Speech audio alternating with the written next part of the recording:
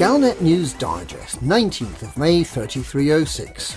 We read the news, so you don't have to. In this week's news, fleet carrier Neutron-Boost Setback. Base building has arrived. Skiffy-Mart makes it easy. Signs of life stretches credibility. And Lave loses the con. Fleet carrier Neutron-Boost Setback.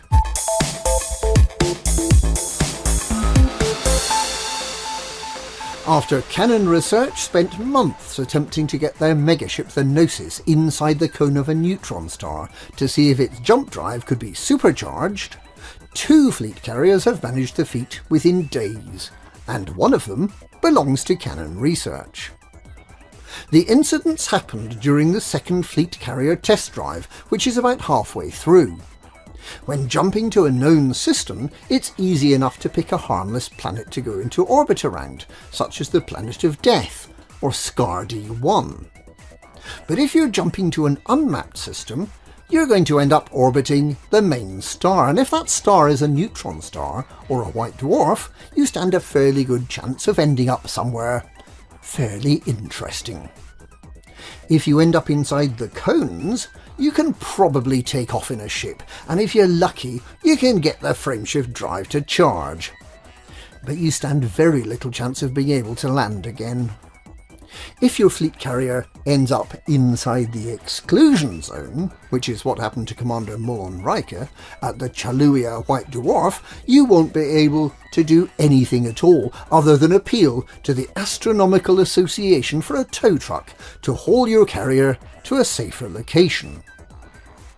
It does not appear that either of the affected fleet carriers had their frameshift drives supercharged by the experience. However, Canon is continuing its research into the potential for a 2,000 light-year fleet carrier jump. Base building has arrived.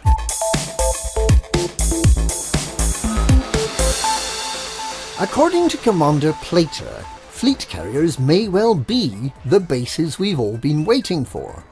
Who would want a static planetary base when you can gather your fleet together in a fleet carrier and fly the base to wherever it's needed? Commanders test driving their new bases have discovered that wing trade bonuses can be a highly profitable way to conjure credits out of thin air. They can buy and sell to their own fleet carrier at whatever price they like and without losing any money, and their wingmates get a 5% bonus just for being nearby. Meanwhile, fleet carrier owners are getting mildly frustrated that they have no means of advertising what they're looking to buy or sell. As the captain of the fleet carrier seeking performance enhancers explained, if a commander jumps into a system with 6 fleet carriers, there's absolutely no way to tell which, if any, of the carriers are interested in buying your low-temperature diamonds. The captain of the fleet carrier Get Your Meta-Alloys Here agreed, saying that it's all very well seeing a system 3 jumps away that has a fleet carrier in it, but if you don't know what services are available, you're really not going to make a detour to visit it. Someone should write an app for that.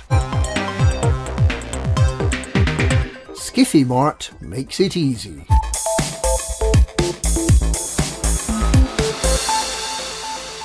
In what the author describes as a blatant rip-off of down-to-earth astronomy and hawks, Commander Skiffy has published an updated list of materials and where to find them, together with links to the evidence.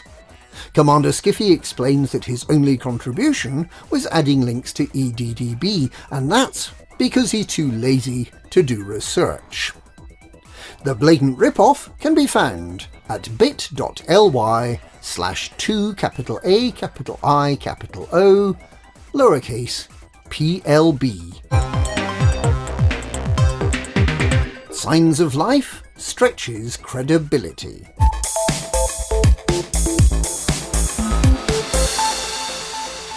The Buckyball Racing Club's Signs of Life event has concluded with victory in the Regulation DBX class for Commander Alec Turner, who managed to visit 9 different life forms, one more than Commanders Aiken B and Elastul Marthar, who visited 8 apiece. There's a steward's inquiry into the Unlimited class, with Commander Sulu taking second place, having visited 16 different lifeforms, but way out in the lead, Commander Shay Blackwood claims to have visited 61 different lifeforms in less than 66 minutes.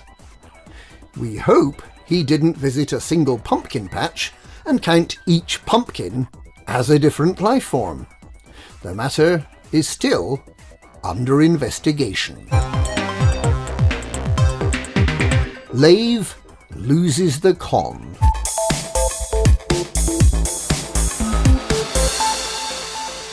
The annual get-together of commanders known as Lavecon has been cancelled this year after a severe case of outbreak affected the venue, planet Earth.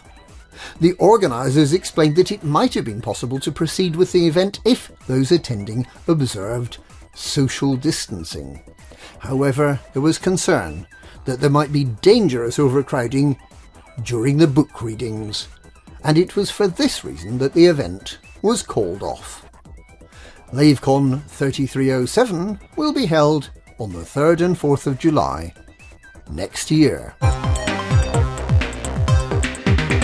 And that's this week's Galnet News. Galnet News, we read the news so you don't have to.